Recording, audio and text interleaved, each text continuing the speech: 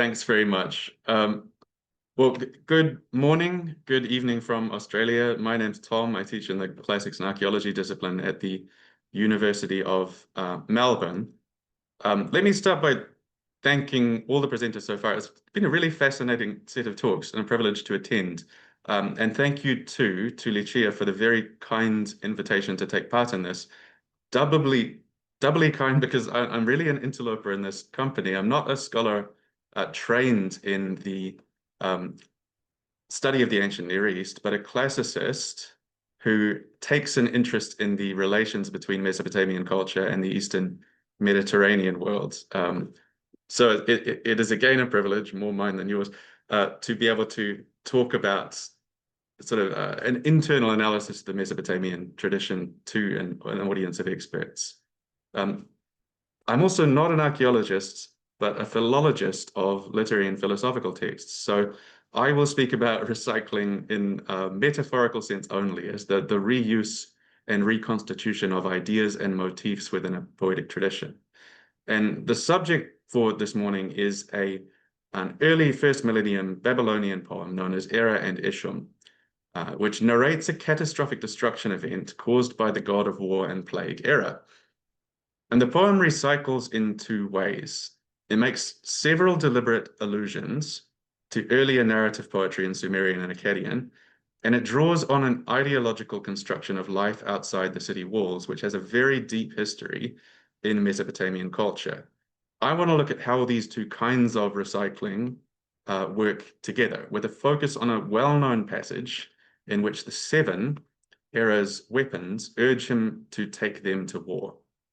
So as a persuasive strategy, they deliver a eulogy of life on military campaign. And this eulogy has a lot to show us about first millennium conceptions of masculinity and of civilization and of violence. Most of what I'm going to say about this passage is not new. I'm depending upon or recycling previous analyses by Peter Machnist, by Beata von Gratz-Leisten, Andrew George, and especially Selena Wisnam. And I've also been influenced by the work of Lorenzo Verderame in my understanding of the city as a symbol in Mesopotamian literature. So it's in the context of this very rich scholarship that I want to make two small interventions in our understanding of Era and Eshum.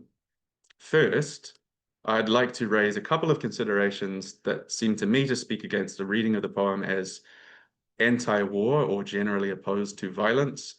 And second, I want to build on Selena Wisnam's 2019 account of the poem's strategies of intertextuality or of literary recycling.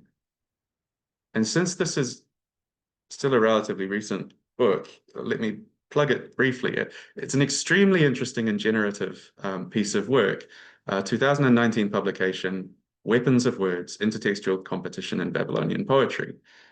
In this book, Wisnam develops a strategy of reading, which is based on models of intertextuality developed in my own home field of classical studies, particularly in the study of Latin epic by scholars like Stephen Hines and Dennis Feeney. Now, what Wisnam shows is that Akkadian poetry uses elusive quotation, here I quote, not as passive transfers of phrases, but sources of new meaning. And of course, she was not the first Assyriologist to look at intertextuality in this way, but she developed a model of elusivity as competitive or agonistic, which is specific to the Mesopotamian tradition of narrative mythological poetry, which, for lack of a better word, I'm calling epic today. Okay. The model is that allusion is primarily agonistic, it's competitive. Mesopotamian narrative poems use allusions to demonstrate the superiority of their protagonists and ideals to those that came before them. Allusions then are weapons of words. These poems are in competition with those that precede them, and intertextual strategies are crucial to this end. It's at once a literary and a religious agonism, where a poem outdoes its predecessors by staking a claim that its protagonist deity is superior to the protagonist deities of those earlier poems. Now, what Wisnam shows us that Anzu is in this sort of relationship with Sumerian poetry, with Lugal-e and Angin, and that Enuma Elish in turn outdoes Anzu in the same way, presenting Marduk as a sort of superior reworking of Ninurta. But she also devotes several chapters to Era and Ishum, arguing that it deliberately reworks Enuma Elish, Atrahasis, and Gilgamesh to present a critique of war in terms of traditional Babylonian heroic values. These allusions show that war not only causes inevitable misery and desolation, but is actually the antithesis of the values embodied by these three poems that were central to Babylonian culture. Now, her thesis is that Ishum, Era's companion and subordinate, emerges as the real hero of the poem by presenting a model of divine heroism based on persuasive reasoning, moderation, and patience against the model of the violent defeat of cosmic disorder, familiar from some of those predecessor poems. So what I'd like to do is use some of the tools that Wisdom has developed to argue for a slightly different reading of the poem, namely that it uses an allusion to Gilgamesh not to denounce war as such, but to develop an old opposition between the civilized city and the subhuman societies of the steppe.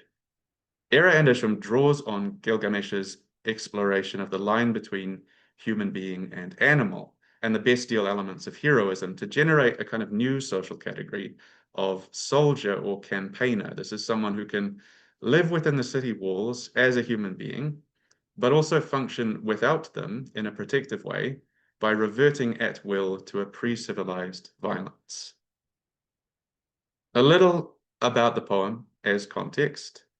It declares itself to be authored by Kabti Ilani Marduk, and from the name you might guess it is probably Babylonian in origin. Its date is controversial. Certainly it belongs to the early first millennium, but scholars, I won't go through all of them, have proposed a number of specific dates which stretch from the early 9th century into the mid-7th. What we can say, I suppose, is that it belongs to a period in Mesopotamian history when violence, military violence, was an endemic part of the life of almost all ordinary people.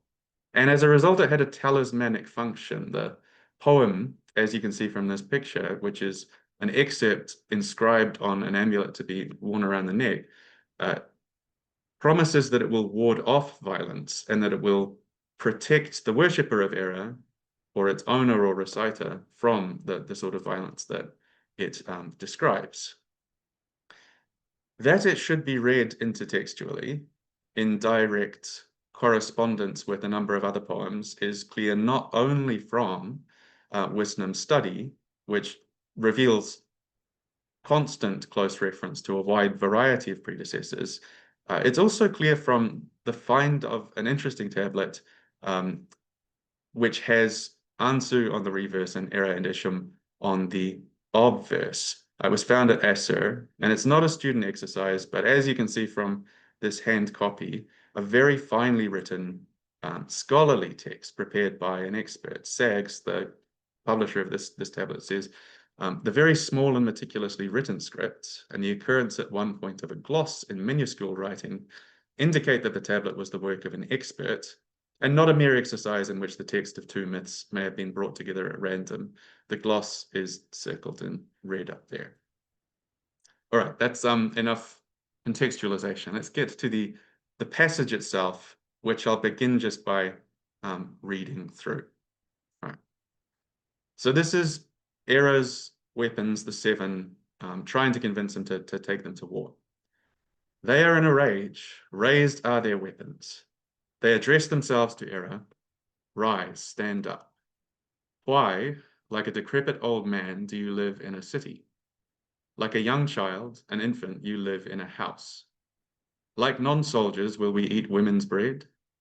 Like those who don't know combats, we should fear, we should tremble.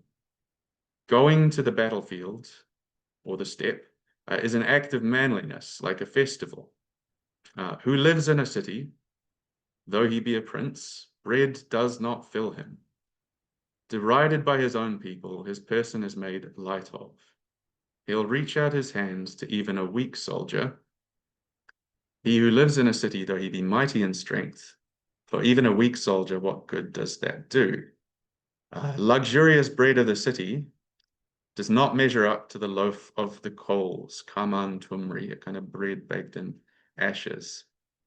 Fine honeyed beer does not measure up to the water of a water skin.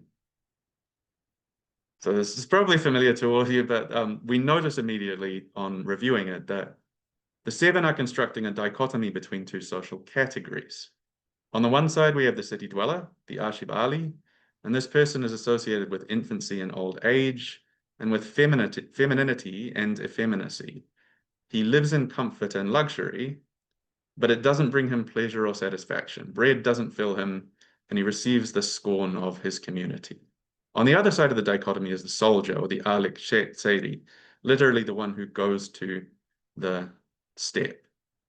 And this person is the embodiment of youthfulness and manliness. He's joyful, he's active, he takes pleasure in simple food and drink, and he enjoys a social status superior even to the rich non-combatant. Because of this opposition between urban dweller and steppe goer, many scholars have read this passage as a sort of ironic reversal of two traditionally opposed social categories in Mesopotamian ideology, the urban agriculturalist and the nomadic pastoralist.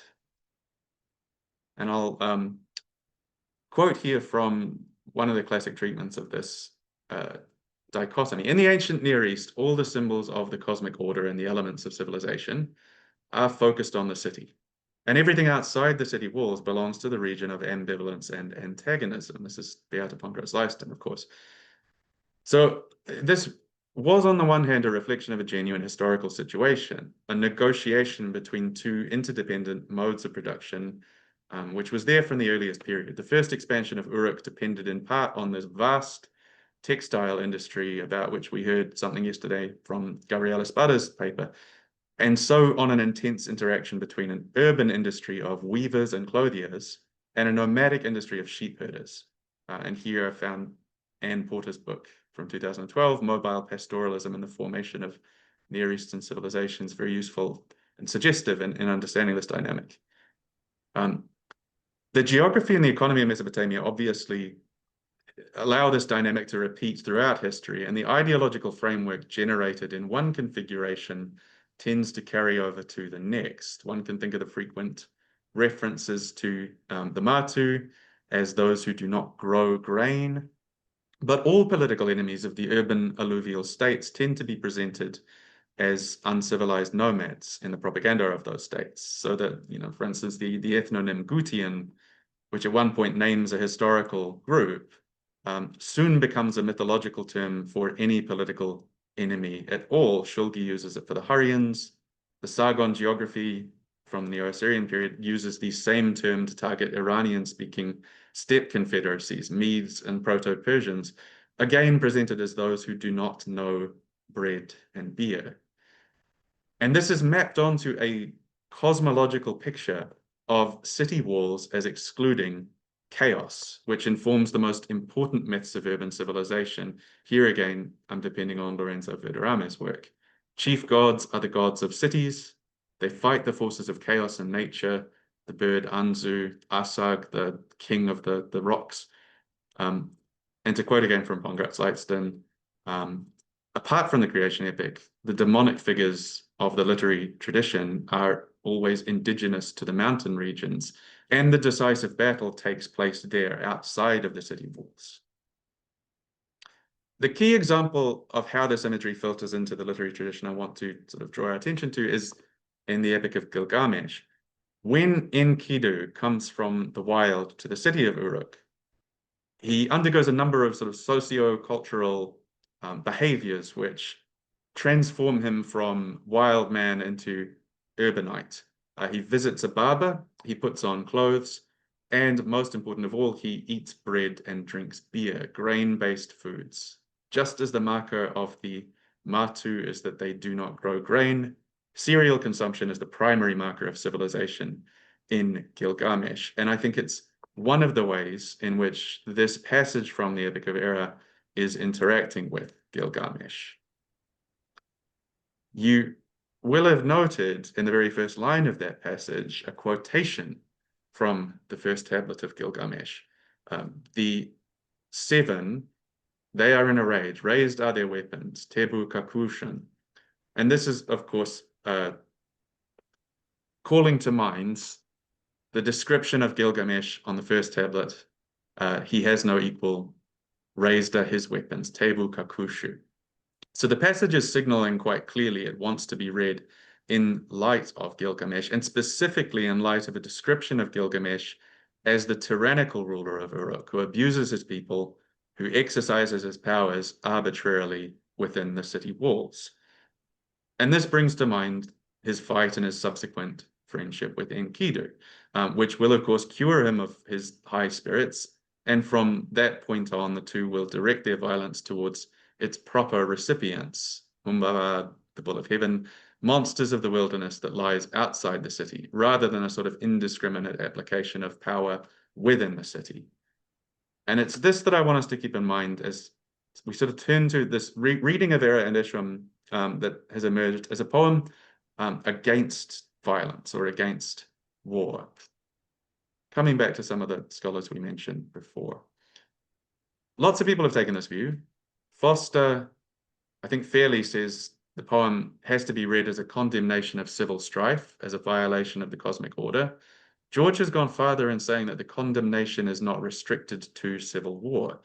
The poem's principal statement is of war's incomparable horror and irresistible force. And certainly there are very striking descriptions of all the nasty things that happen in war in the poem. Wisdom's view on this is that the poem is a sort of lament of the terrible effects of war and can be read as a passionate condemnation of violence. Era and Isham presents Isham as both a better Ninurta and a better Marduk, but attributes his success to entirely different tactics, redefining the very concept of what it means to be a warrior in the process, and overturning the values of the previous two poems. And there's certainly something to this, to the creation of Isham as this orator as well as warrior. But I think one difficulty with both of these views is the solution to which Isham's persuasion leads Era. For the solution is for them to lead an attack on a specific community, the mountain-dwelling nomads of Mount Shashar.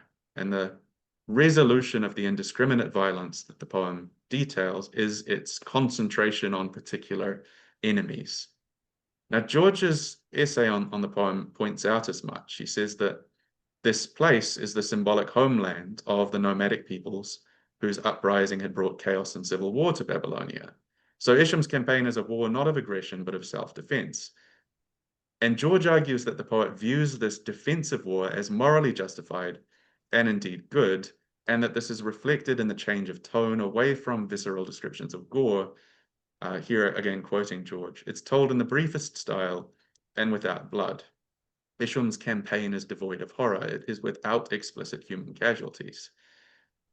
This, I think, is a slight overstatement of the description of the violence in the fifth tablet.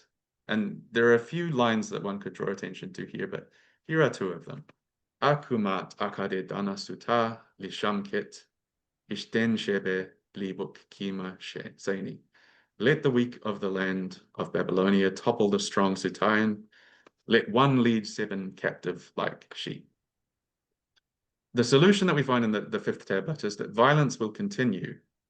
Unlike, for instance, Atrahasis, where the end of the poem is an agreement between gods and mortals that the kind of destruction detailed will never occur again, Era and Isham ends with an agreement on which violence will continue, but certain sections of the human population will be protected from it, namely worshippers of Era and possessors of the poem.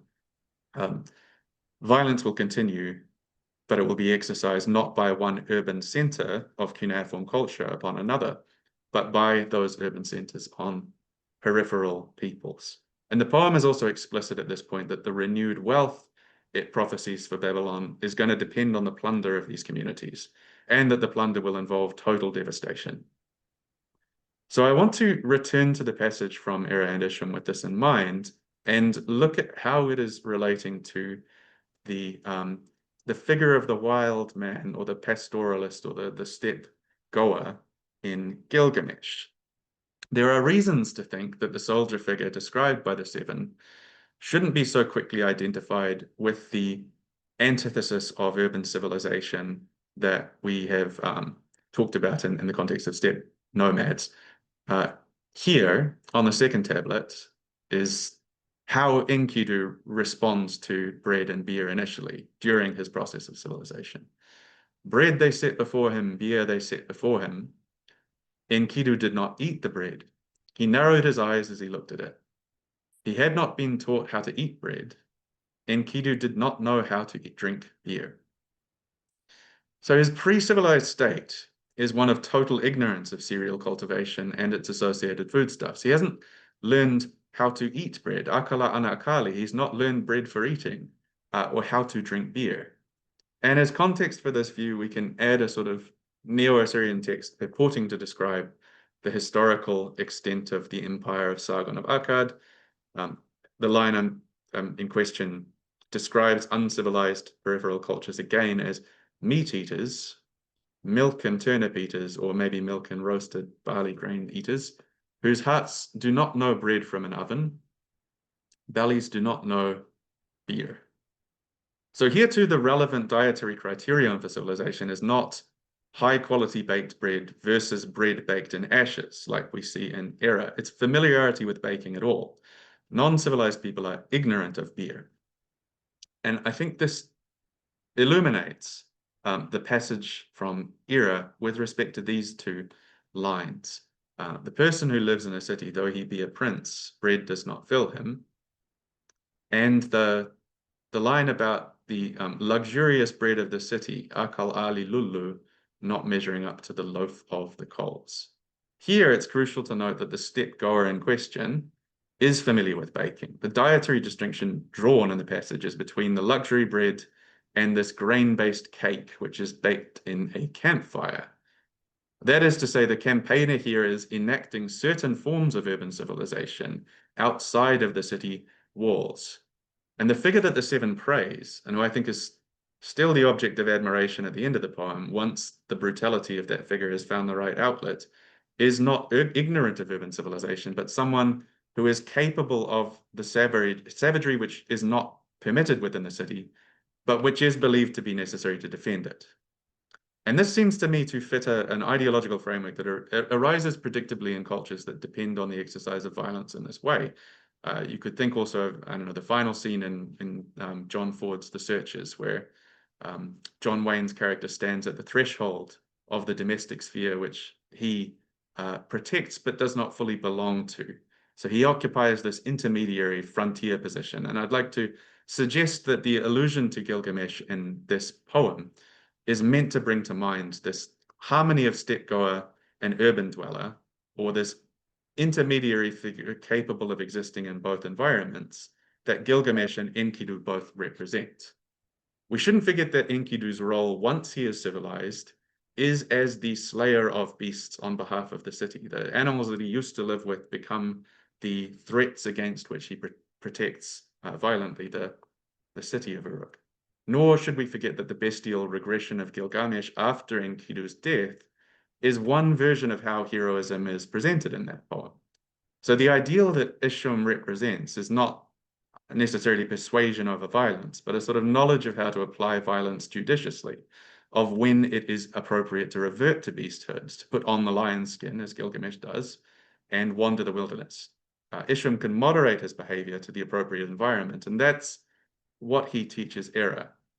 All right, I feel I'm a few minutes over time, so let me wrap up very quickly there. I'd like to argue this isn't an anti-war poem, but a poem opposed to certain kinds of war and in support of others. And that the way that the poem creates this meaning depends on two forms of literary recycling. First, the clear and deliberate allusion to Gilgamesh, very strongly signaled at the beginning of the passage. And second, a more ambient participation in a set of ideas that structured political and social identity among city-dwelling peoples in Mesopotamia. So like the clay of old tablets reconstituted into new, these ideas form the surface on which the poem can make its meaning. They are the sort of condition of the textual interaction with Gilgamesh. Okay, Thank you very much for your attention. Welcome, Imane.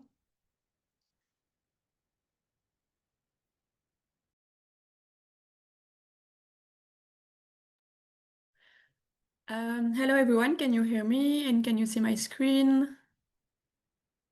Yes. Yes. Perfect. I thank everyone for being here and of course the organizers of this very interesting event. I'm delighted to be taking part in this workshop, which will provide an opportunity to discuss the one aspect of my PhD research, namely the recycling of Mesopotamian statues. I do a PhD at the Université de Liège in Belgium, where I am writing my thesis on the fate of Mesopotamian statues. Their recycling is one of the issues that raises many questions, as we shall see.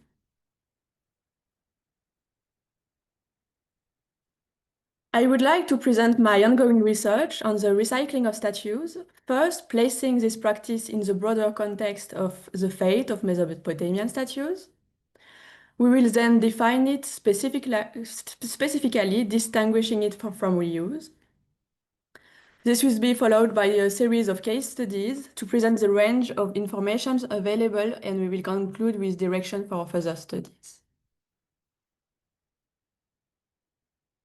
Here is my thesis in a nutshell, because it's relevant. We will see why. So the aim of my doctoral research is to identify, document, and recontextualize the various afterlives of statues in Mesopotamia. I was able to identify 5 statues afterlives. These are destruction, deportation, inhumation, reuse, and of course, recycling. On the screen, you can see some example, but we will only focus on reuse and recycling today. The first of the objective of my study is to understand the extent and distribution of each of these practices in Mesopotamia.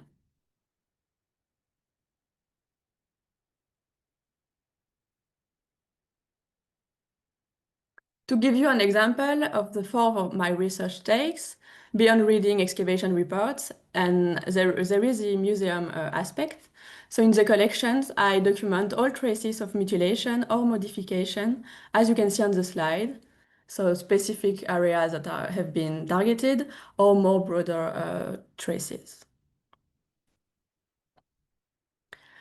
There is also the traces due to taphonomy, which provides information about the context, which is sometimes poorly documented, and also allows us to create a database of the traces we identify according to the type of material and context.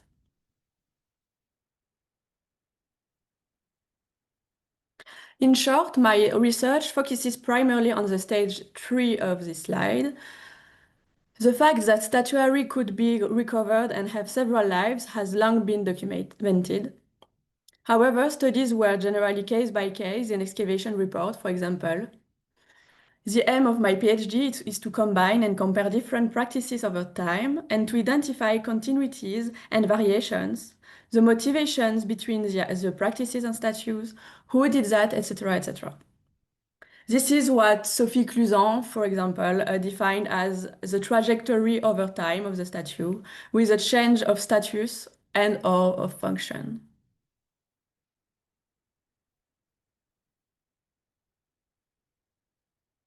Among these afterlives, reuse is quite specific. While collecting evidence of reuse in Mesopotamian statuary, I noticed that this term was used rather vaguely. An important aspect to consider when defining recycling is to differentiate it from reassignment, which can be considered to be 2 subparts of the practice of reuse. So the differences I propose between reassignment and recycling is the one advocated by several researchers who have noted the limitations of the common conflation of these practices. Within these categories, subcategories emerge based on whether or not the new owner of the statue wishes to retain the memory of the artifact's previous function. Moreover, the motivations behind these practices must be distinguished according to how they are implemented. So the most obvious concept here is recycling motivated by utilitarian motivations, which is an emergency solution in time of crisis. It's a way to quickly obtain raw material by removing the work associated with the sourcing process, unlike with production from scratch. But it can also be a meaningful practice when the main purpose is not to obtain raw material, but to be reworked, but it's rather the act of destroying the statue and its previous function. In addition to the economic value, the symbolic value attached to the material must be taken into consideration, as well, of course, with statues, as the power of the images.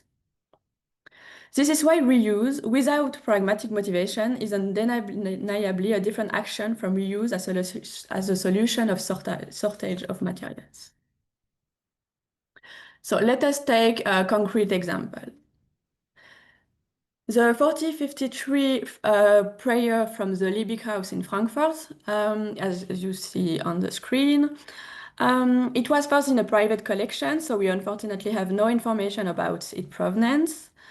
What interests us here is that it is one of the clearest examples of usurpation in Mesopotamia. The inscription on the right shoulder is inscribed on a polished area, and according to Ralph Hoffman, a first inscription in Sumerian was erased.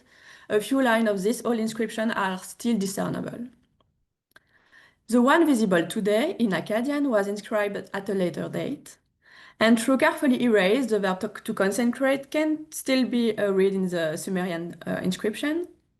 So it's likely that it was, as the Akkadian one, a dedication to identify the owner of the statue and the god to whom he is offering his representation.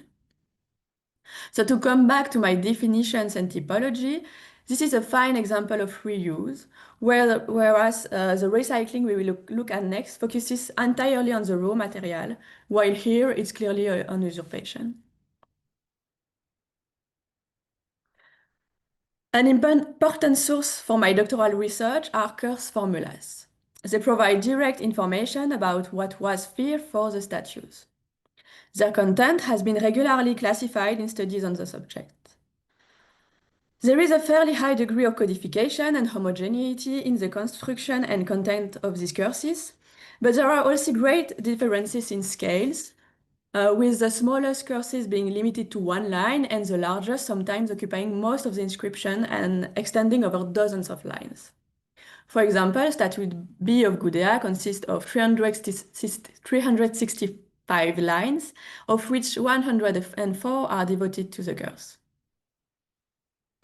What's more, the description of actions also varies greatly, with some actions and their consequences described in great detail, while other formulas use generic vocabulary. To my knowledge, recycling is mentioned in only two curse texts on statues. So first on this Gudea statue. For this statue, nobody was supposed to use silver or lapis lazuli, neither should copper or tin or bronze be a working material.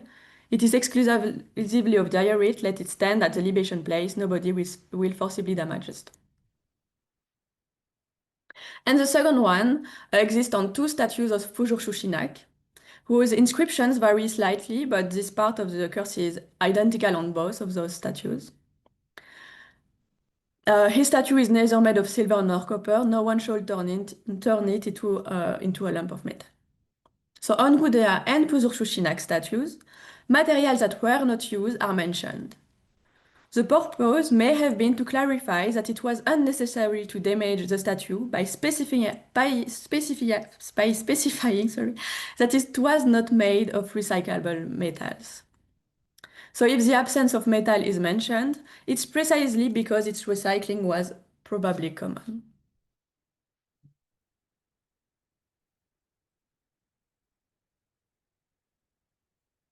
Now that the theoretical framework has been defined, I suggest that we review a few examples of statue recycling, both in text, two-dimensional iconography, and archaeological discoveries, in order to gain an overview of this practice.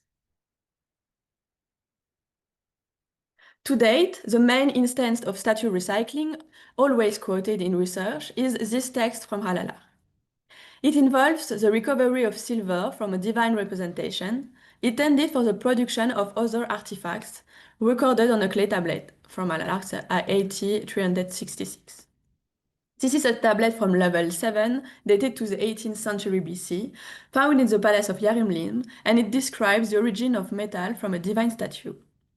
It's a unique text of its kind. We can also consider text where the wording is less straightforward. There is this letter from Mary from the 18th century BC from Mukanishum to Zimrilim. At the present time, I have had the massive base of a statue pierced to obtain the covering of a spear's handle. And on the left, in a military context this time, for the 3rd millennium, we can read about the looting of veneers and inlays on the divine statue. In Sagup, he plundered the temple of Amargeshtinana, a bundle of precious metals and lapis lazuli from the statue of Amargeshtinana, and threw them in the well. So we can imagine that the first step is to recycle the metals and then throw in the well only the part of the statues that are not of interest.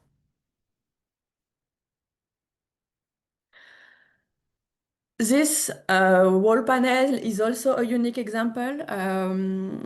It is in the palace of the Ursharokin, and it's on one scene of recovery of materials that is illustrated in room 13 of this palace of Sargon II.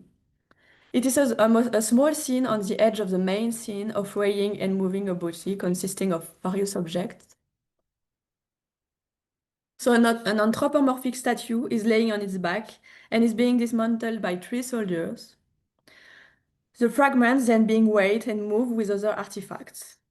Since this is a part of a temp of Musasir's description scene, it has been proposed that the statue is a representation of an Urartian ruler. Regarding this scene, Mark Brands suggested that we must understand that, and I quote, all that interested the Assyrian king was their weight in talents and minas, so their raw material value as booty. It's interesting to compare this example, which is unique, with the much more common cases of entire statues being moved, represented on wall panels. So the afterlives focus on the individual represented by the statues, on the most common representation, and on this specific one, it's the focus on the raw material of the statues.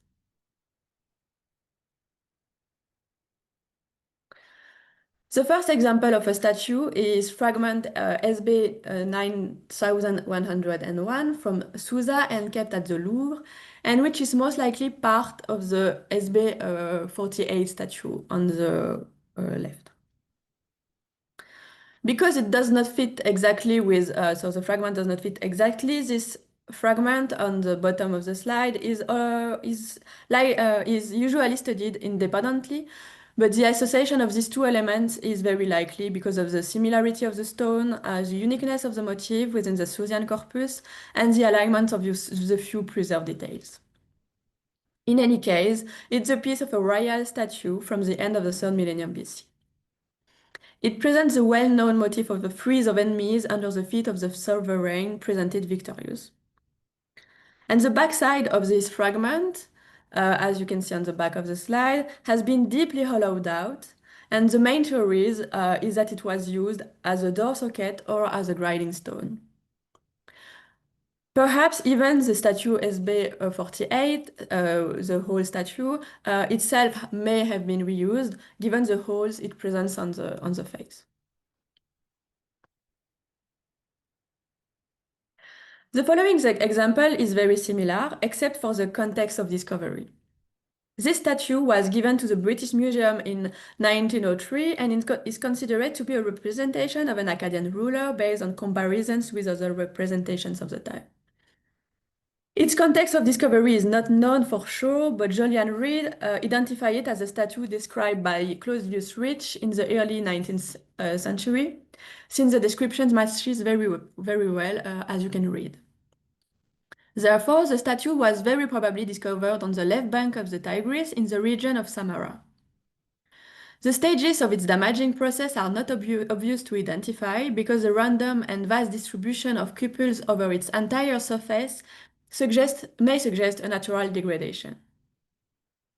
However, the fact that the food area is completely spared from cupels suggests that this could be traces of the recovery of small blocks of raw material or wear and tear following riding work. In addition, if there was recycling, it would be difficult to date. Indeed, part of Claudius Reach's testimony indicates that the upper half of the statue was recovered by an imam to produce pestle for grinding coffee. So whether this is completely true or not, it is very likely that a rock of this quality was of great value and willingly recovered. However, the questions arise as to whether some of the traces did not in fact date back to antiquity. It could be a more advanced state of the same process as on SB48, seen previously, with round hollows and other more elongated holes on the surface.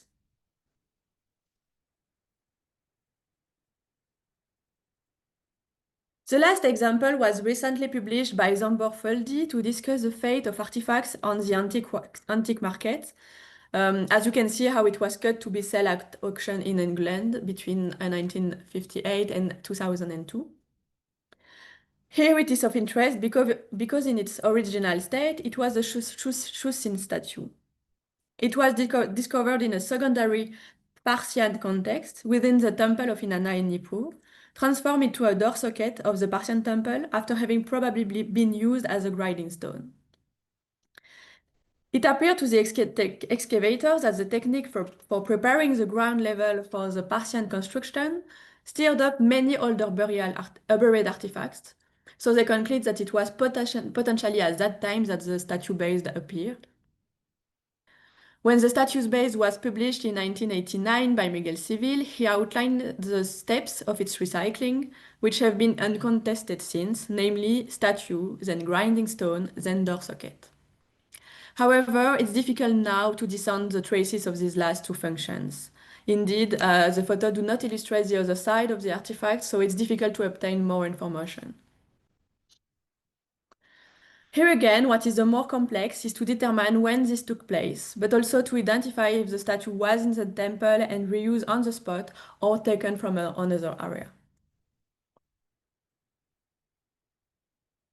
In conclusion, we can also consider the fact that the entire statue was not always recycled as a whole, but the accessories may have been.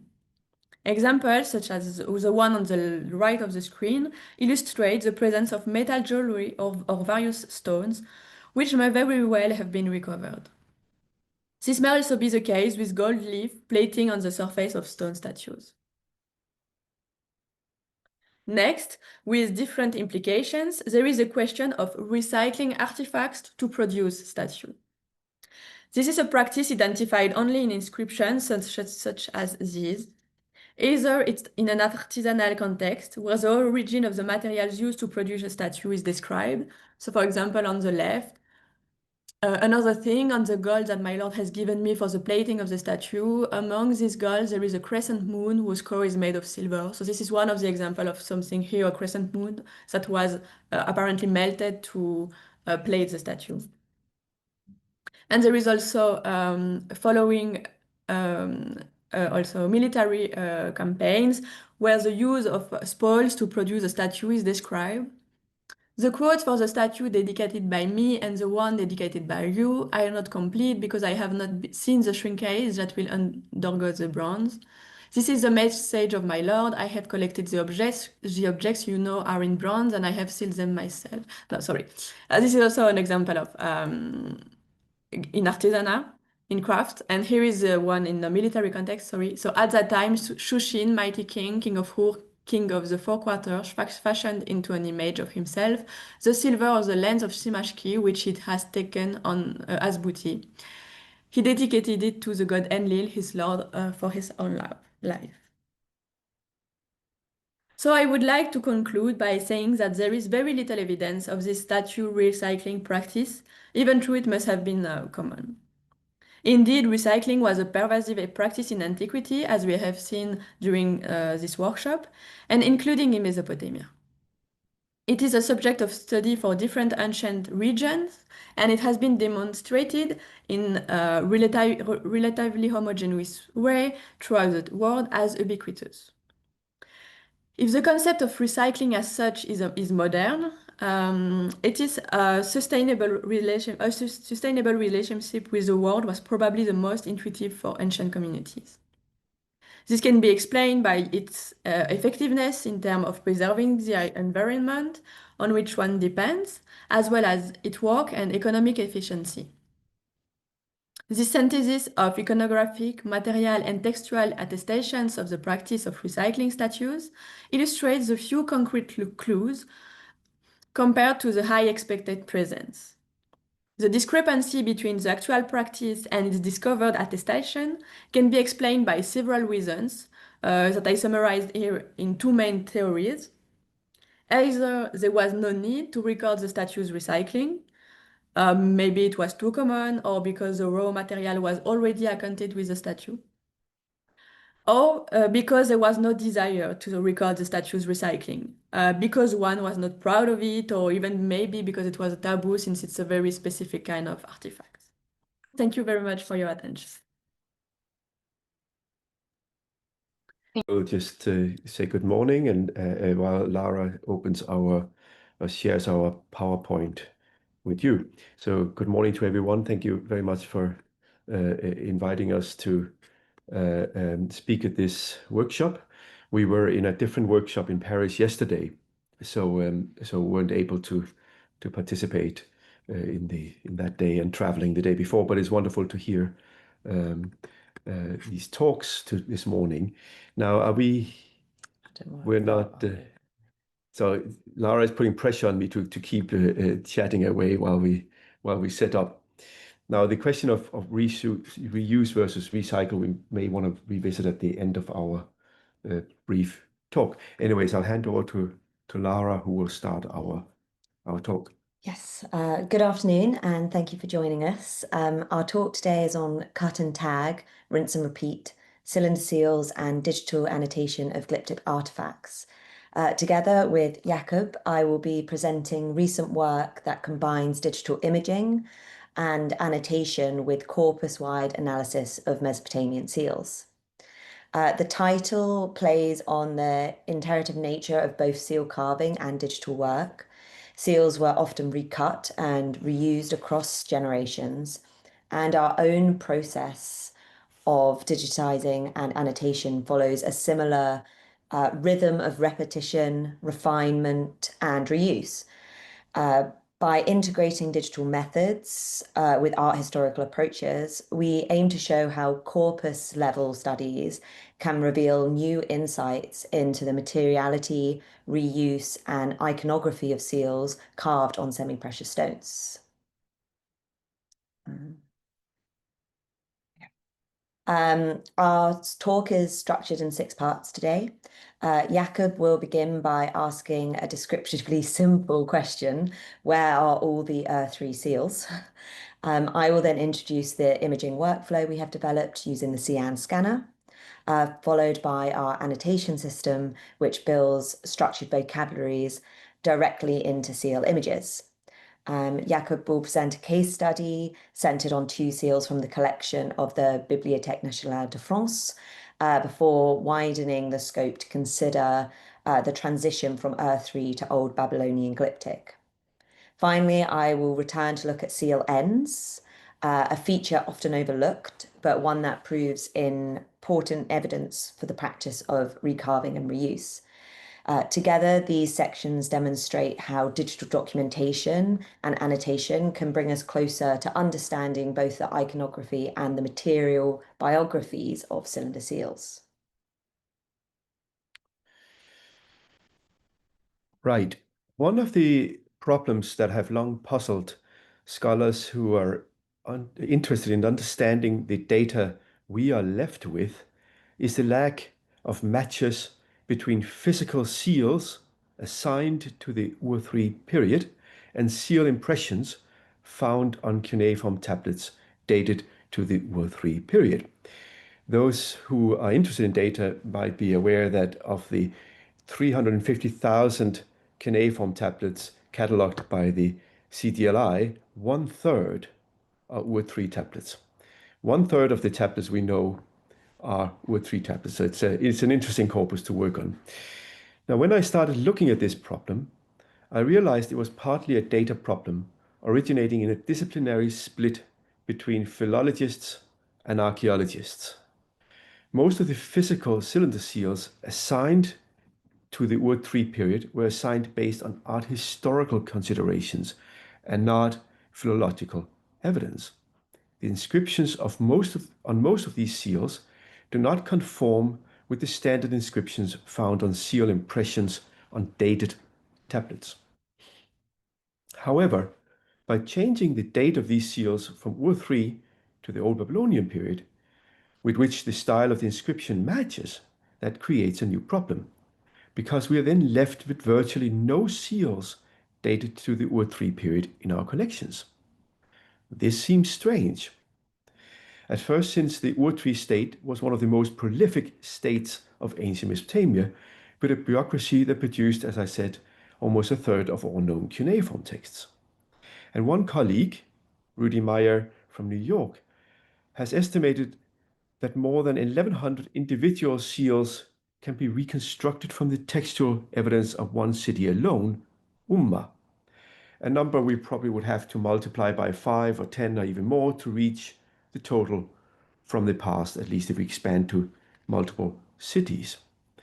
Could all these cylinder seals simply have been lost, or were they just left unpublished in collections? However, looking closer at the data, it quickly became clear that a large number of the seals assigned to the Old Babylonian period could be identified as reused. Now I have to be careful about my vocabulary, reused or recycled in antiquity. However, without a complete catalog and good images, a good image documentation, this is an assertion that is very difficult to prove. So back to this leads us to imaging seals and the CIAM project itself. So this is a collaboration between Oxford, Southampton and Paris-Nanterre. And we developed a structured light scanner specifically for cylinder seals. The scanner produces both 3D models and digital unwrappings, which are combined into a fat cross style image, which we also for seals call archival plates. These present the seals from multiple perspectives in a consistent format. It was designed to be portable and efficient, achieving a balance between high resolution, around 15 microns per pixel, and speed, which each seal is scanned under 10 minutes. This varies slightly depending on the size of the seal, but most are always under 10 minutes. Since its introduction, the scanner has been deployed at major collections, including the Bibliothèque Nationale de France, the Ashmolean, the Museum of Archaeology and Anthropology in Cambridge, Charterhouse, the Yale Babylonian Collection, and Nino in Leiden, and much more recently at the British Museum in London. The imaging workflow begins with each seal being mounted on the scanner. And if you look at the image on the top, that is on the left-hand side, under the drop pin. There is a motorized turntable and the seal is stabilized between two soft pads to prevent damage to the seal. A calibration object is used to align the camera and the projector within the axis of rotation. And this is the large white plastic model at the bottom of the screen. The scan itself takes place in 2 phases. In the first rotation, structured light is projected across the surface to capture fine variations in shape, generating a high-resolution 3D model. In the second rotation, the seal is illuminated under direct LED, producing a digital unwrapping of the surface. During this step, narrowed image strips are captured and later geometrically corrected for curvature before being stitched together into a flat image. The raw data are stored in structured folder systems and backed up before being uploaded to CDLI.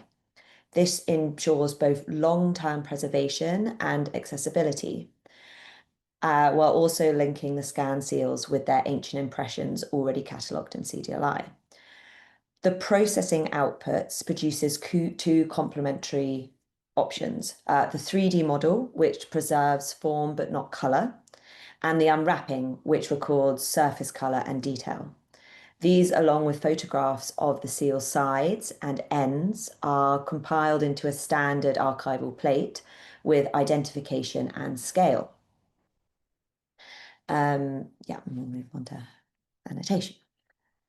Once we have these images that we have created by Cian, the next step is to annotate. To do this, we have been using the VGG image annotator, or VIA, developed by the Visual Geometry Group at Oxford under Andrew Zisserman. It is a lightweight open source tool that runs directly in a web browser. For seal images, VIA allows motifs to be marked directly onto the digital unwrappings. Rectangles are used for consistency to enclose motifs, which are then labeled using a controlled list of terms based on the Getty AAT and controlled vocabulary. Annotation projects are exported in COCO format and then converted to W3C web annotation standard, and there they can be uploaded on CDLI. This ensures reproducibility. Any research can open the same file and verify how motifs were identified. And once integrated into CDLI, annotations become fully searchable. For example, a query for ball staff and pot retrieves all relevant examples across collections. This workflow begins with a project template containing predefined annotation structure, so pre-labeling of the vocabulary list, which we can then tag in VIA, followed by the addition of seal images directly from CDLI, resulting in a file populated with unwrappings. Motifs of these unwrappings are then enclosed in the rectangular boxes for consistency. Each region is assigned a label from the list we have pre-created, ensuring standardized terminology. Where needed, multiple attribute tags are added to capture classification, identification, and descriptive details of a motif. So what I mean by this is if we have a figure, we might then go on a little bit further and say this is a figure and this is a deity. So it has two tags to one motif. Completed projects are saved in the JSON format and then exported in certain files so it can be uploaded to CDLI. Once published, annotations are fully searchable, as already mentioned, linking motifs systematically across collection and not requiring to move around different websites to find the results. And this process transforms static seal images into structured, reproducible datasets. It also provides the ground truth for training object detectors, a form of machine learning, paving the way forward for semi-automatic analysis of large-scale seal corpora.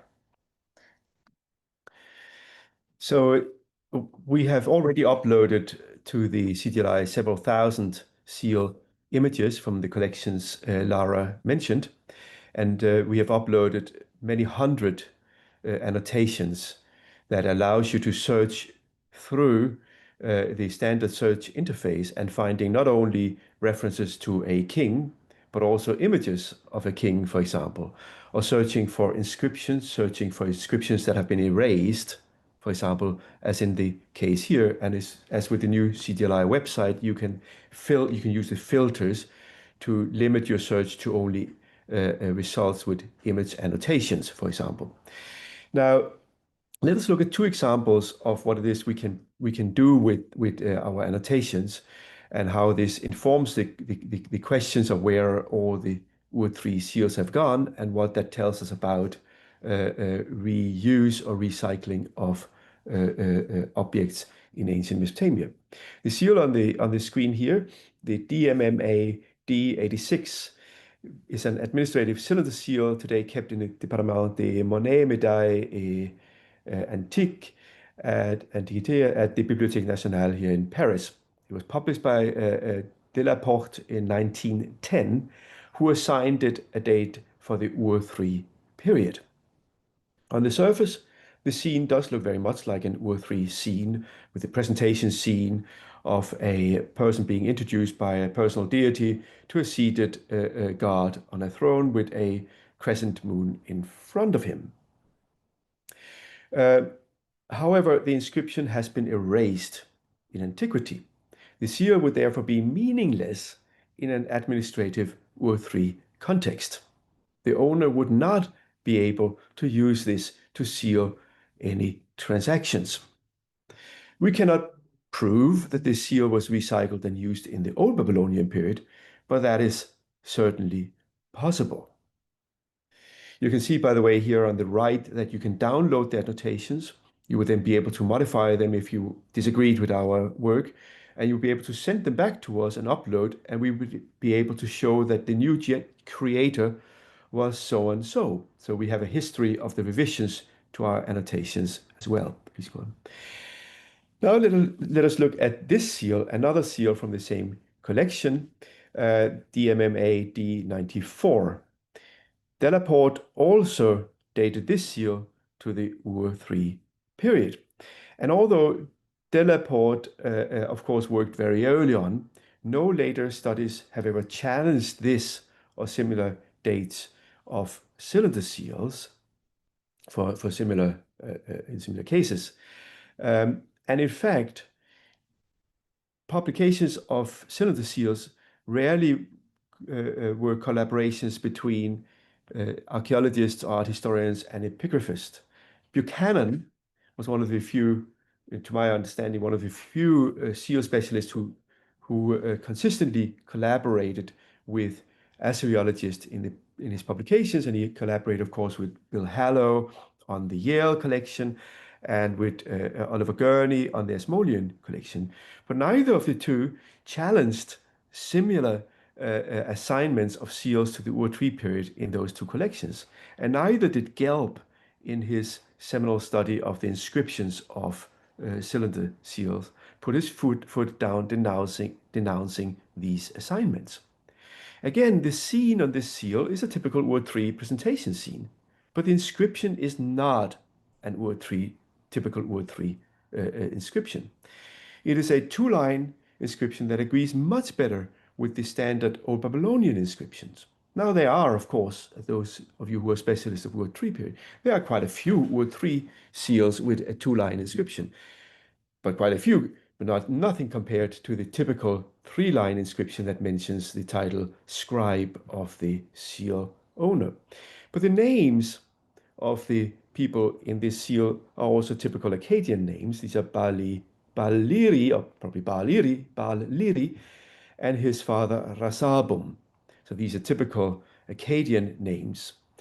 Now, add to that behind the worshipper, you find an art standard of some sort, a professional standard, filling exact space where a third line of the seal could have been. So if you were to analyze the scene, you would say, well, that's a bit odd to have an extra object placed there on an Ur III seal. You certainly never find that on an Ur III seal impressed on a tablet that can be dated to the Ur III period. But it would fit very well if you're reducing a three-line inscription to a two-line inscription and need to fill the space with something. Nothing is, of course, certain in history or archaeology, but it is at least very likely that this is a recut Ur III seal reused in the Old Babylonian period. And in my survey of the two collections in the Bibliothèque Nationale de France and in the Asmolean Museum, I was unable to find more than a few possible unaltered Ur III seals. I then looked at the much larger collections at Yale and British Museum, etc., but I was also unable to expand my corpus of actual Ur III seals very much. Now, If we then were to reassign all these seals to the correct date, when the version of the seal, with the version of the seal we have. So it's a complicated matter whether we assign the seal to the date that we think it was initially made or the final version that we have. And I think we should assign it to the final version that we have. If we did that, it's also clear that we have thousands of Old Babylonian seals, but almost no Ur-3 seals. And that, of course, is also why we do not find any matches between the seals in our collections and the impressions on dated Ur-3 tablets. We have one which was first identified by Wetzold. And in fact, it should be very easy to find the matches because the Ur-3 seals, of course, are inscribed with names that we know very well, and we have a very well curated corpus of Ur-3 texts. So it should be very easy to find these seals. Now, it is interesting that we don't have many instances of Ur-3 seals in our collections, because it suggests that the Old Babylonian seals are very often recut Ur-3 seals, because it suggests that an increase in hematite or iron oxide did not occur in the Old Babylonian period, as often suggested, but actually earlier in the Ur-3 period, but that the seals that are hematite Old Babylonian seals are recut Ur-3 seals. I show you here the physical seal in the insert dated in the final period to the Old Babylonian period, but almost certainly again a recarved Ur-3 seal. And I show you also its chemistry that we have uploaded to the CTLI, which shows very clearly that it's a hematite seal. You see the spike for the iron on this data set. So that suggests perhaps that there might have been a scarcity or trade route disruption at some point following the Ur-3 period, with making recycling seals a profitable business. And it suggests also maybe that old seals were valuable beyond their pure material value because you kept much of the iconography unaltered on the seals. It also is interesting because it tells us about the very easy ingestion of old motifs into a new setting with only minor modifications. Motifs are used to fill gaps. They are not central in that sense. So it tells us also of accidental transfer of motifs from one culture to another. We may even be able to draw broader conclusions from this result when considering which other periods produced the seals in our collections and which periods have left fewer seals. In addition to the Old Babylonian periods, which we've just seen produce large numbers of seals, the Kassite period stand out. So the Old Babylonian period, of course, eventually entered in proper disruption, in a proper prolonged disruption with collapse of civic institutions and probably civil society as well, which meant the seals went out of circulation to be recovered by us. If we look at other periods like that, the Kassite period stands out. The Kassite period is known for its many beautiful seals in new and colorful stones, but also a period that ended in disruption and in collapse. So maybe we can suggest that the seals we have in our collections are from periods that end in such collapses, and the seals were otherwise constantly in circulation and being modified throughout the ages. Now, these are topics we could muse about and talk about for quite a while, but we have only limited time, so we need to end somewhere. And I'm not making only a joke. We go to seal ends now. Thank you. One final aspect I would like to highlight in today's talk is seal ends. They are often overlooked in catalogues, which tend to focus on the carved surface, but they can tell us a great deal about the history of an object. When examined closely, the ends reveal whether a seal has been recarved. In some cases, the cylinder is no longer perfectly circular. Areas have been abraded or grounded down, suggesting that the original seal was reshaped to remove older imagery or inscription before being recut with a new design. Here, Buchanan 559 at the Ashmolean Museum, the ends show visible flattening and irregularities pointed out by the yellow arrows, which contrast with the pristine circular form of seals that have not been altered. This physical evidence confirms the recarving was not simply a hypothetical practice, but something that can be traced directly in materiality of the stone. By integrating high-resolution images of seal ends into our workflow, we are able to identify these modifications systematically. This contributes to a better understanding of how seals were recycled and repurposed. And it connects back to the theme of our talk, the iterative lives of these objects, cut, recut, and now digitally annotated. And that is where we are going to end our presentation today. And thank you very much for listening to us. And I hope we have some questions. Thank you, Lara. Thank you, Jacob. Our next paper will be presented by Matteo Giaccari, Marianne Tafuri, and Licia Romano, all from Sapienza University of Rome. Their talk is titled Breaking Dead, Skull Removal and Other Secondary Funerary Practices at Abu Tbeirah. Matteo, please, the floor is yours. Yes. Thank you very much. Thank you. So I will share the screen. Second. Okay. I think now it's okay. I have to. So can you see the presentation? Okay, great. So good morning or good evening, everyone. I'm Matteo Giaccari. I'm a PhD student here in Sapienza University of Rome. I'm from the Department of Earth Science. And today I'm going to present our result, our consideration on the secondary practices that we have found at Abu Tbeirah. Okay, so Mesopotamian mortuary practices in 3rd millennium BCE are basically known through cuneiform sources and sometimes archaeological contexts that foreground generally elite administrative aspect of death rituals. In this scenario, Abu Tbeirah can offer a contrasting window onto non-elite communities. This is the strength of these considerations at the transitional period from early dynastic Achaemenid phase to the early 2nd millennium BCE. So just a small recap on what we have found at Abu Tbeirah. Abu Tbeirah yielded well over 30 individuals. They were interred in plethora of ways, in different positions, such as fetal, extended, or semi-flex position. They were buried within domestic spaces or outside domestic spaces, such as cemeteries.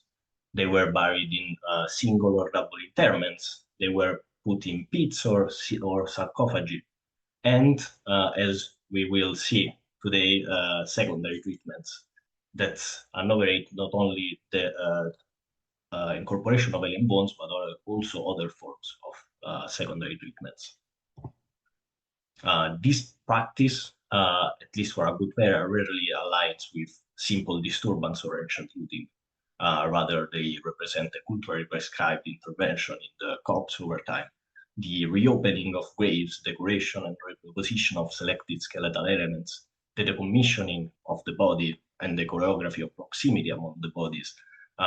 In this sense, the evidence from Abu Tbeirah highlights not only the diversity of mortuary practice, but somewhat a symbolic logic of use, reuse, and reenactment in the treatment of bodies.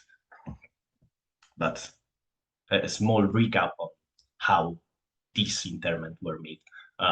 The one important aspect in the grave are the grave goods, and in this case, in the case of Abu Tbeirah, they were pretty modest, composed of pottery vessels, sporadic baskets, lithic tools, and really sometimes rare luxury objects such as stone vessels or beads, as you can see from the images that we are showing. The osteological evidence indicates a slight over-representation of subadults, with generally, and the adults that we have found generally had postcranial robusticity, biomechanical stress, as you can see from the photos of. Now we see that it's not possible to see a photo. Biomechanical stress, as I say, extra-masticatory and masticatory dental wear, and in general, evidence of labor-intensive activities, but also some indicators of metabolic stress. Another quite interesting consideration that could be made from the isotopic evidence that we have investigated, and we have seen really a small recap on the results of the isotopic analysis, that these individuals were generally eating citrullary cereals. That's not surprising at all, but the amount of meat was quite low. But there was also a quite variation in the amount of meat, so there could have been some differences that were not easy to find or to identify to some particular phenomenon. Animal remains instead within graves reflect offerings and funerary buckets. The main typology of animal that we have found were domestic species, but it was not really uncommon to find sometimes wild species, shells, or simply unusual disposition of faunal elements. And for this reason, we could say that faunal elements also could play a significant role in the death rituals. Oh, here it is. This is the extra-masticatory dental wear. So multiple strands of evidence at Tbeirah point to a deliberate reopening and in some cases reburials. There are clear traces of, in sometimes, burning episodes and ash deposits, and sometimes the presence of intact pavements above burials from which the skulls have been removed, and context where only the lower part of the body was interred, as we can see from the photos that I've put in the PowerPoint.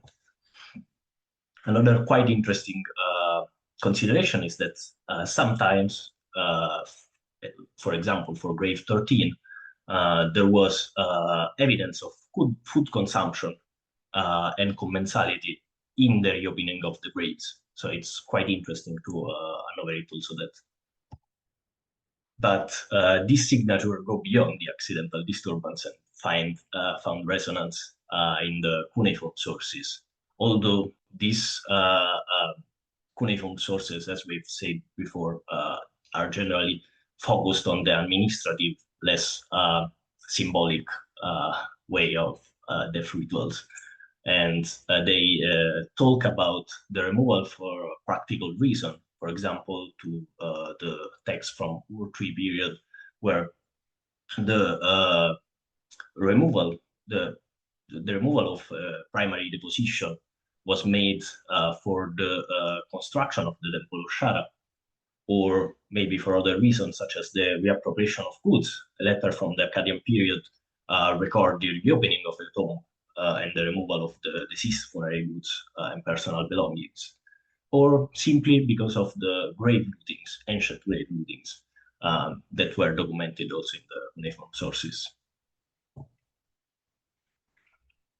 Across Tbeirah, this pattern, absence of skeletal parts and the presence of elements from other individuals within graves that would be otherwise primary, are better interpreted as evidence of secondary intervention rather than accidental disturbance, as we have seen before. This intervention are not exclusively mutually type of burials, but rather diagnostic trait that may occur alone or various combinations. They can be conceptualized as a branching sequence of practices, ranging from the removal of selected parts to a more complex act of reopening, recombination, and reburial of the skeletal elements. The schemes from the slide before highlights a series of recurrent gestures that could be the extraction of skull or cranial elements, such as for the grave 19 and 33, to placement of selected elements, such as pelvic fragments or cranial elements, such as for grave 3 or 9. But it could be also the position of commingled secondary packages, sometimes appearing to primary bodies for grave 6, or in sarcophagi, or in sometimes, such as for grave 201, we see that the lower limbs are still in an anatomical connection. The evidence from Tbeirah must be read against the broader Mesopotamian background, obviously. And already in the early dynastic period, variability in mortuary customs was well recognized, yet secondary treatment was discarded or dismissed as accidental disturbance or looting. But the re-examination of excavation report point out to somewhat secondary treatments. Already Woolley have identified a reburial in a matting, or after the re-examination by Pollock and Achouche, underlined the presence of skulls and displaced bones that difficulty aligned with simple disturbance or looting. Going in more farther regions or farther cities, such as Abu Salabik and Kafaya, we see that burials containing isolated skulls, stacked skeletons, or incomplete reconstruction that aligns with secondary practices. So what we see at Abu Tbeirah contribute is not to the discovery of an isolated anomaly, but rather a reminder that the secondary life of bones was a recurrent and socially meaningful feature in the mortuary behavior for Mesopotamians. So we have seen that there is not random disturbance. The skull removal, missing bones, and alien fragments are structural intervention. These go beyond the binary model that see as a two-stage process, decomposition to relic to bone, but it's more of a spectrum of practices that brings the body to becoming bone and relic. In fact, as we have seen, as we have underlined, there is evidence of the manipulation of partially decomposed bodies. And so it's not possible for us to exclude the possibility of drying the fleshing or other treatments before the transformation relic. This has a quite high implication and resonance. We see that it is plausible that personal ancestry was negotiated through bones, that these practices may carry ambiguous meaning that could be, yes, memory and continuity, but also danger. And Abu Tbeirah warns us against schematic models, highlighting more spectrum of practices. In this sense, we wanted to explore the ethnographic tradition, not to make a direct analogy, obviously, with Mesopotamia, because we will talk about faraway population, both temporally and spatially, but to broaden our perspective in the multiple ways societies have invested bones with meaning. And for this reason, we wanted to recall the better one from Borneo, for example, where secondary burials, defined as nulang, consisted in the most elaborate and socially significant stage of mortuary cycle. And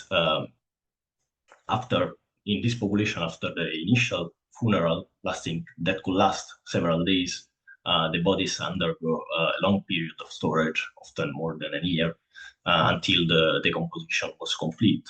And the body was placed in a coffin, and then after the complete decomposition, the bones were recovered, cleaned, and put in a decorated jar to be stored indefinitely in a mausoleum. And this rite, which can last days, involved massive communal participation. It is both the costliest and the most prestigious event in the Bedouin ritual life. It affirmed not only kinship ties, but also consolidate political status, transforming the deceased from a decaying corpse into an enduring ancestor spirit. Another quite interesting ethnographic example is the Ifugao ritual, where secondary treatment were made for commemoration of relatives, when relatives comes in dreams, or when the widow wants to remarry, so for other reasons. But we don't have to go so far in future, and especially to understand about secondary treatment of bodies. In the Mesopotamian tradition, head manipulation got deeply rooted in the Mesopotamian symbolic traditions. Decapitation, and especially the display or removal of several severe deaths, was far more than a token of conquest. It featured prominently in art and ritual as a charged emblem of dominance and memory. Iconic visual traditions such as the stele of vultures vividly depict vulture carrying away the severe death of defeated enemies, as you can see from the PPT. A motif further echoed in the iconography through the 3rd millennium and into the Assyrian period, where the enemy heads are often shown piled up, displayed, or left for scavenging bird. These scenes obviously are for as a negative function. They were made to humbling the enemy, asserting power, or neutralizing threats. But nevertheless, Mesopotamian iconography offers a duality. The head can be an instrument of erasure, yes, and humiliation, as in the display, but yet the symbolic weight assigned to it also make it a likely candidate for creation in funerary context. Indeed, such emphasis on the head also shares symbolic features with other traditions that invested cranial parts with such an authoritative and ancestral significance.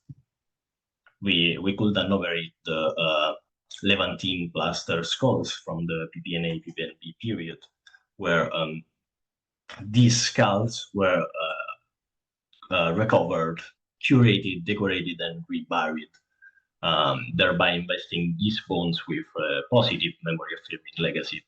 Similarly, in the Mediterranean Neolithic, decoration and collection of a large assemblage of skulls has been associated with the final decommissioning of ex-ancestors.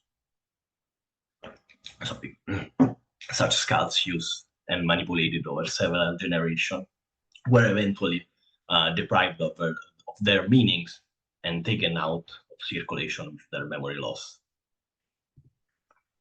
Another quite symbolic and interesting feature in the Tbeirah assemblage is the deliberate addition of bones belonging to different individuals.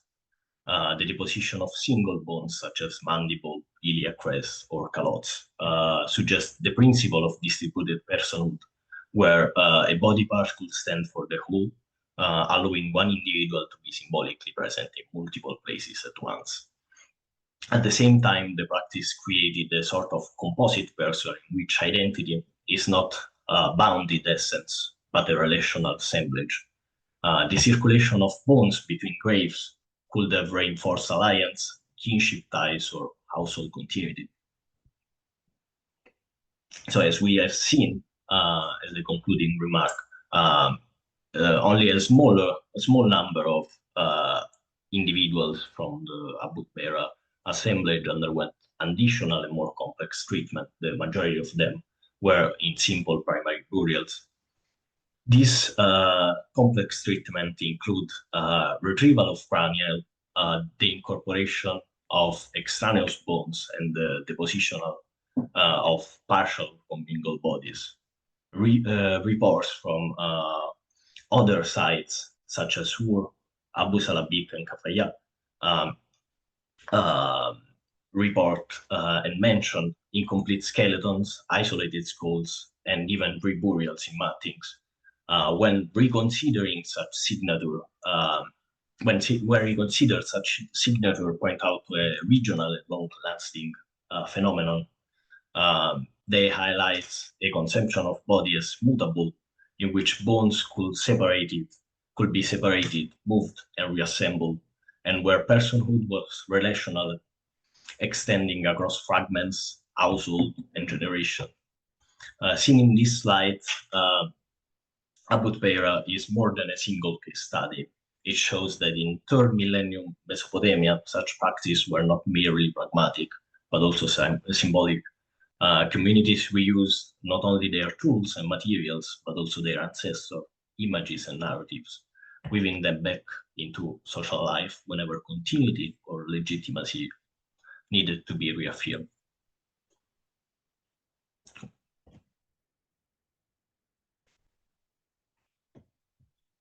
Paper titled Some Thought About the Reuse of Royal Iconographies in Preclassical Syria. Grazie Gabriella. Si vede il PowerPoint? Si vede, si vede. Ok, però purtroppo si vede dalla fine. Aiuto? Secondo. Non poteva andare tutto liscio. Ok, così va Si meglio. vede. Okay, thank you Prego. very much, Gabriella, and thank you to Licia Romano, who kindly invited me to this very interesting workshop and allowed me to present something which is not really spot on the subject. I am talking about the reuse of royal iconographies in classical Syria, so not in Sumer. And I must say that the term reuse is not really appropriate. In past contributions of mine, I have used the term transmission, but also that term is not exactly spot on with respect to the phenomenon which we will analyze. So in the past, I concentrated on 3 specific iconographies. The first one is this type of the hero stabbing the lion, where the hero and the lion are approximately on the same, the same dimension. There is no one who is winning over the other. So it's a kind of, I would say, eternal fight.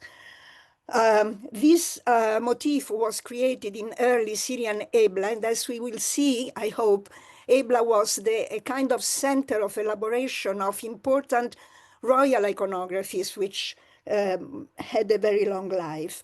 So this motif can be found again in Ishtar's stele, always from Ebla, Middle Bronze period, Old Syrian period. And then we go on with the cylinder seal from Al-Alaq IV. This one is probably a recut. So it's an Old Syrian seal reused in Al-Alaq IV.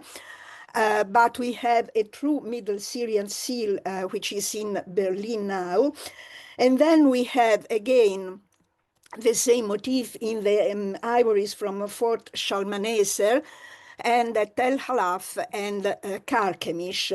The last specimen I know is a terracotta armor from a tomb in North Cyprus. So there is a real constant reproduction of this motif. The second motif is slightly different because it's the representation of 2 heroes stabbing each other. Again, there is no one prevailing over the other. And we find it again in Tel Halaf and in a Middle Syrian seal. But we have a different version of this motif where we have 2 heroes who stab an enemy. So they're not stabbing each other.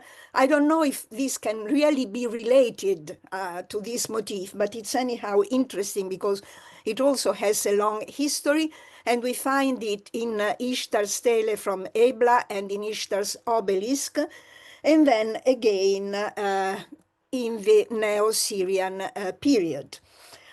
Another subject which I dealt with is the representation of female figures, where we can find, since the early Syrian period, two main typologies: a woman with long, loose hair, and a veiled woman. And here again, we have examples from the Old Syrian period from Ebla, and then a later example from Tel Halaf. Of course, the focus, the primary focus for the birth of these iconographies can be found in Ebla. And I think that Ebla had a paramount role in the creation and elaboration of not only iconographies of kingship, but also of an ideology of kingship, which of course is related to the social structure of the town in the early Syrian period, and probably also in the Old Syrian period. So, for instance, we see that since the proto-palatial period, which is around 2500 BC, we have the elaboration of this kind of panels. This is the so-called victory standard, which in fact is quite different from all the wall panels we know from Mesopotamia, because it is huge. It was about 3 meters by 3 meters, and it represented, as you see, soldiers all turned in one direction, where probably the king's figure was, and we only have a part of his skirt. And these figures alternate with figures of Imdugud dominating two human-headed bulls. By the way, this is a very interesting example of real reuse of an object, because it was re-employed as a floor decoration in the palace in the following palatial phase. And there is something which is quite difficult for us to explain, because the individual planks were used, turning the reliefs on the floor without taking them away from the plank. So maybe you can see in this lion-headed bull that it is cut to adapt it to this new use of the object. And we really are not able to explain this phenomenon. What we can say is that probably the inspiration for this kind of panel can be found in contemporary Egyptian models between the 4th and the 6th dynasty, where we had these theories of soldiers going towards the figure of the pharaoh. In the mature early Syrian period, so the real palatial period starting around 2400 BC, we have this connotation of kingship, which is quite peculiar to the Eblaic milieu, with theories of officials, processions of officials going towards the figure of the king. So we have a transformation of the previous motif with the soldiers in the officials. The king is always represented front-facing. He wears peculiar attires, like the most typical one is this turban on his head. Another interesting aspect is that in glyptics we have the exclusive, in the palace glyptic, the exclusive adoption of the contest scene. But as you can see, it is completely different from the Mesopotamian models, because we have the presence of human figures, and these human figures have been identified in the king and queen and in goddesses, in particular Ishkara, but probably also the goddess Ishtar, which is quite interesting because in the early Syrian period, Ishtar is related to kingship, to the palace, and it will have the same role in the following Old Syrian period. Another interesting aspect is that all this imagery is contained in the palace, in the different rooms of the palace that were quite open to a public. I do not want to enter in the matter of who was going to see these images, certainly the officials, certainly the elite, but probably also a larger public. And we have no evidence at all of imagery in the temples. So this is also quite important. These models, summing up what we have of the early Syrian period at Ebla, we have the concept of a palace with wide open spaces for collective ceremonies, this almost obsessive representation of the king, queen, and elites through images in the round, the panels, the glyptic repertories, and as I said, the absence of these images in the temples. And so we have this distinctive visual characterization. If you think a little bit about Mesopotamian statuary, for instance, there, if you do not have the inscriptions, you cannot distinguish the king from an official. Whereas here in Ebla, the king is clearly distinguishable. He is higher than the other figures. He is front-facing, and he has his typical attires. This, let's say, figurative culture can be traced in other places of Syria, like, for instance, at Jebel el Beida, at Tel Halawa, and at Tel Bia.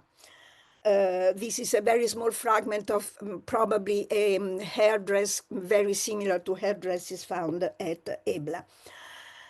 Now we have a small problem that EB4B, that is the late early Syrian period, is not well documented at Ebla, so we do not know what happened in that period.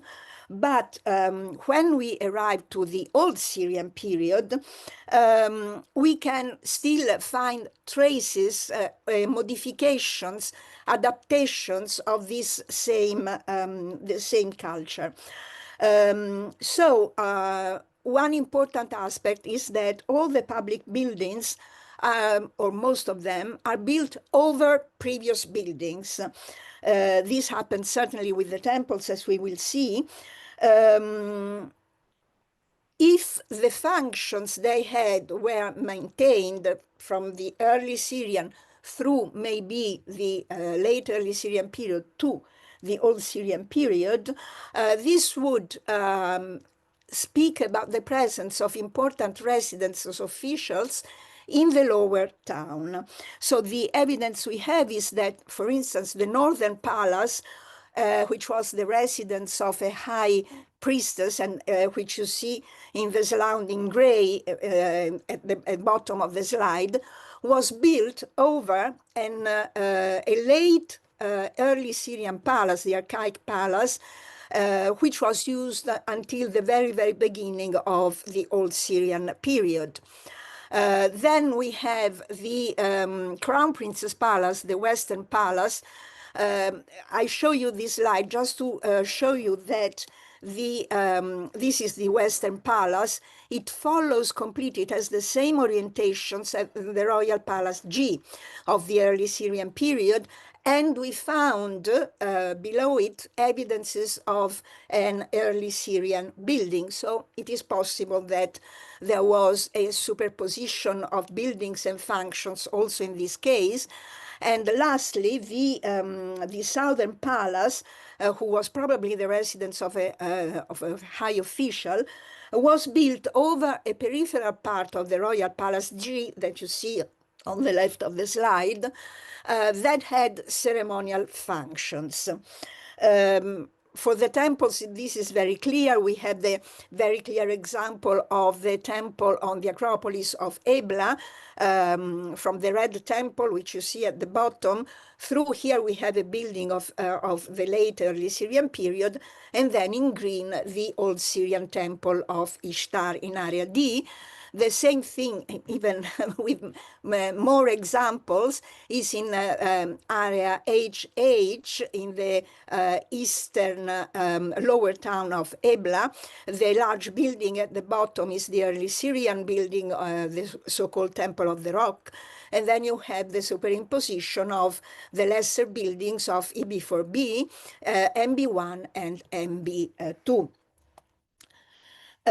Another element which is quite interesting is that the royal names, particularly those of the beginning, we do not have so many royal names of the Middle Bronze period, unfortunately, but the first names we have keep the theophoric elements typical of EB4A, of the palace period, like Lim, for instance, and the title, the royal title, this is very interesting. The royal title in the archive period, Gabriella can confirm this, was Malicum, classical Semitic word for king. It is quite likely that the L was not pronounced and that this name could be read Mecum or Malcum or something of the kind. And in the Old Syrian period, Mecum is the title for the king. And this name, Mecum, has a long tradition because in the, let's say, late Old Syrian, beginning of Middle Syrian period poem Epos der Freilassung, the king of Ebla is called Mecum as a personal name, not a name of function, as happened for the name of the Egyptian pharaoh, which became Pharaoh with a capital P as a proper name. But in the Old Syrian period, we also have very important changes, which are, of course, related to the political role, the different political and economic role Ebla had in that period. So we do not have any more royal imagery within the palaces, the residence, or even we do not excavate, we could not excavate completely the royal residence on the Acropolis, but there was no trace at all of royal imagery. But they are in the open air. So the most important group of images we have are the statues from the porch of the temple, Ishtar's temple in the lower town, in the so-called Cistern Square.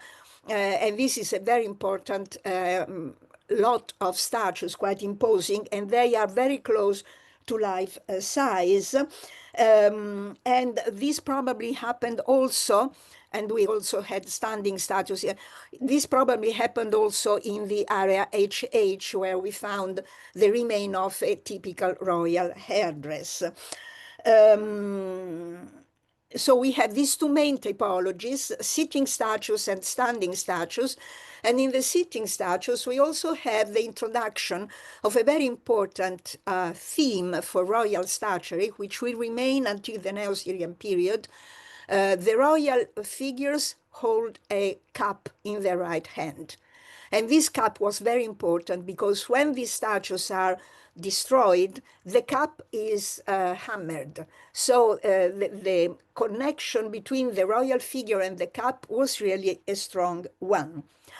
So the heads of this figure are never preserved, so, except for the case you see to the extreme left in the left slide. But we have complete figures in the cult basins that were found in the temples, and it happens also in the glyptic repertories. The king wears a typical peaked cap. It is called the peaked cap. Our idea, Paolo Mattia and mine, is that this peaked cap might be a version of the early Syrian royal turban. Of course, later on in the Old Syrian period, when Ebla entered completely the sphere of the kingdom of Yamkhad, also the Eblaic king adopted the egg-shaped tiara typical of those kings. So we have these larger than life-size figures of kings, of standing kings, who were inserted in these bases with lions figures, and sometimes between the lions there is the figure of a king. And in my opinion, this is the victorious king. He might have been wearing a military attire, as is shown by the sandals that are the same type as Naram-Sin's sandals in his stele, whereas all the other images we have, they are barefooted. And this particular figure was erected in the Cistern Square, so in the open, but another statue of this kind was certainly standing. This is the only case we have inside the Western Palace, but it was very close to the entrance to the royal tombs. So there is a meaning. What is extraordinary is that we have all these images, and of course we can have these examples of late representations of the kings in the same way. So we have this large amount of figures, of royal figures, in the open air, visible by everyone. But the celebrative monuments, on the contrary, are they are not visible. They're not so in the open. So the first example we can recall are the cult basins that certainly were memorials for particular events, and they were all placed inside the temples. Each temple of Ebla had a basin. And the same happens with the celebrative monuments like the Stele of Ishtar and the Obelisk of Ishtar. They were in the open air, but they were in front of the temple on the Acropolis. And the Acropolis in this period is a very secluded space. Unlike what happened in the early Syrian period, it was surrounded by a massive fortification, and it had only one entrance, which was located more or less in this place, with a tenai gate, so a very imposing defensive gate. So the king in his residence in this period is completely isolated from the town. In the old Syrian period, we can see more largely a koine, cultural koine, with examples from Alalakh, from Hama, from Aleppo. Now, recently, not so recently, but one of the last findings by Kay Kohlmeyer in Aleppo temple are these beautiful reliefs of the old Syrian period. So what we are witnessing here is a sort of a strong connection with the early Syrian period, modifications due to the different, as I said, economic and political role of Ebla. So we can say, in a very simple way, that in the early Syrian period, everyone could see the king physically, because the king, queen, the statues of the deities went out for the town in cult processions that reached the main sites, the most important cultural sites for the dynasty, like the places of the royal mausolea. In the old Syrian period, everything comes into the town. The king goes up to his residence and probably does not appear very much, but also the officials cannot be seen because the throne or the reception suites of the palaces are in the most secluded place of the palace itself, whereas these images, evocative images of the king, are everywhere, and they are imposing for their size, for the material of which they're made, which is basalt, and they are probably representations not of individual sovereigns, but of functions. So the king as ruler, the king as victorious warrior, etc., and so on and so forth. Now, I have already shown that some of these iconographies had a long history in the visual culture of Syria. The problem is how these motifs were transmitted in time, and second question, did they keep the same meaning? So for the first question, what I think is that even if Ebla was completely destroyed around 1600 BC, and it could not reach again the role it had in the previous periods, there were squatters occupying the town. Other towns were were luckier in this sense, so they could go on and recreate a status of some importance.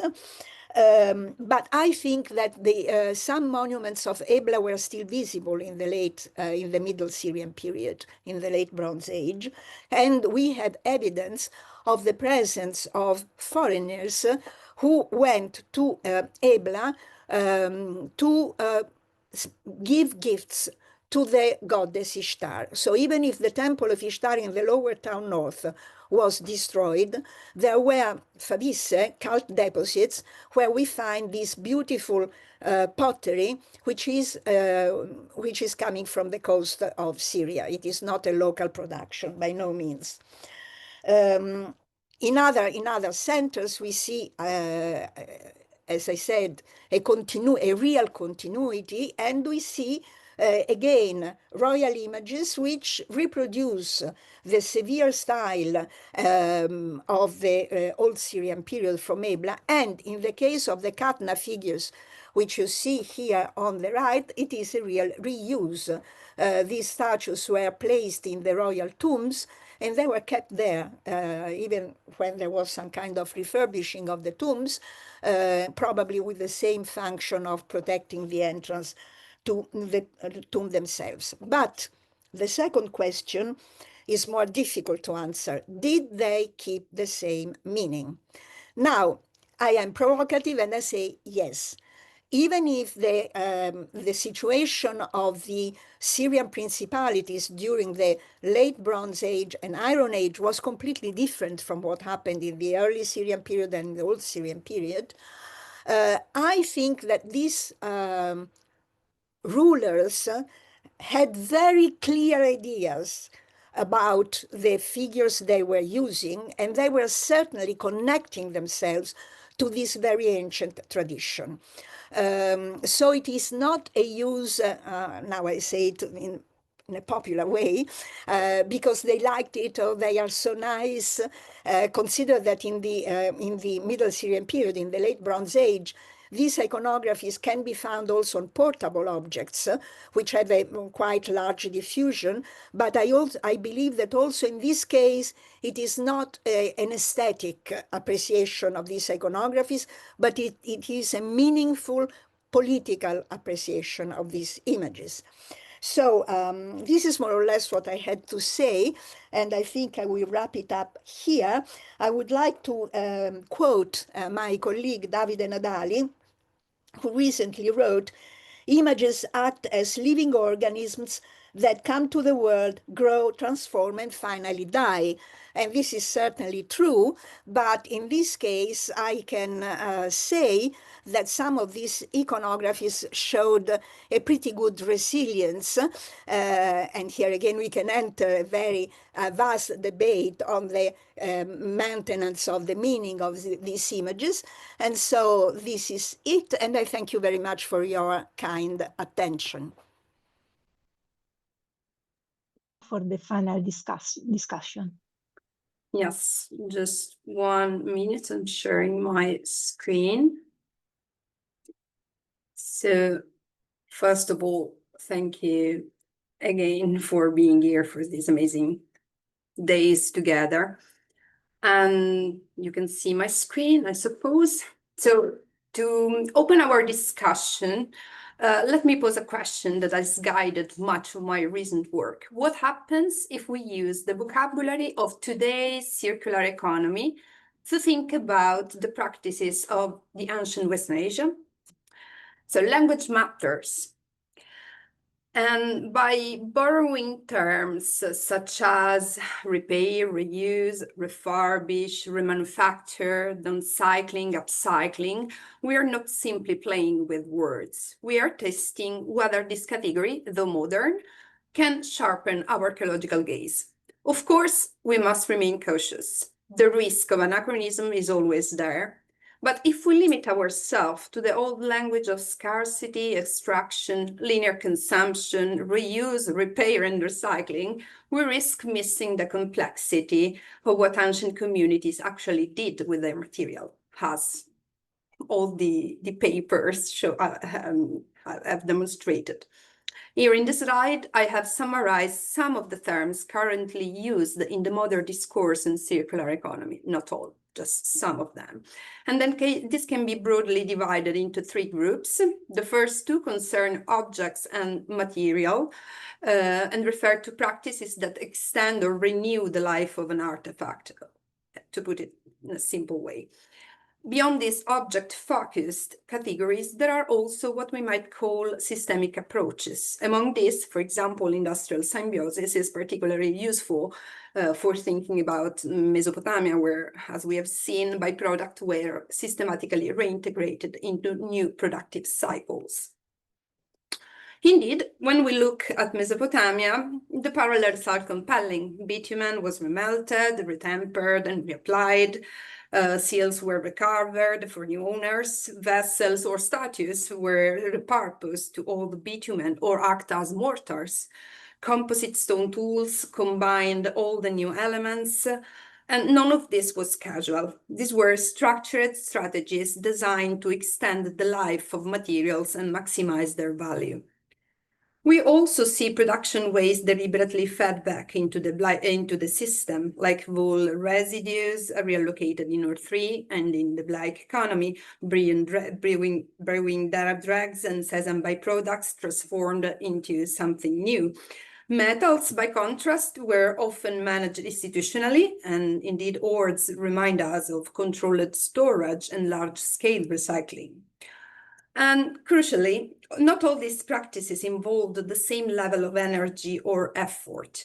Repairing a vessel required minimal input. Resurfacing a grinding stone demanded more work.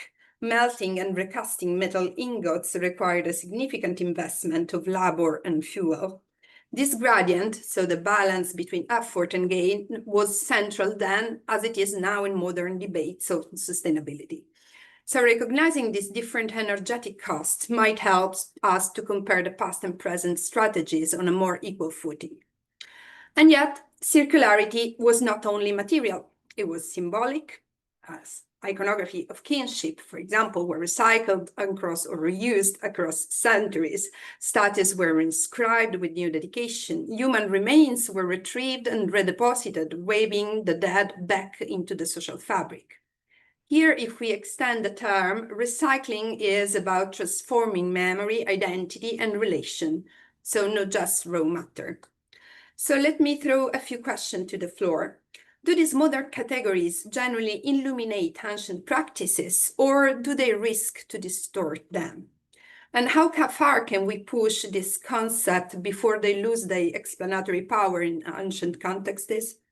And above all, can we begin to see Mesopotamian society not as purely extractive, but as fundamentally cyclical, materially and symbolically, in ways that resonate with our own current debates on sustainability? My aim, obviously, is not to impose labels, but to provoke reflection, to start our discussion.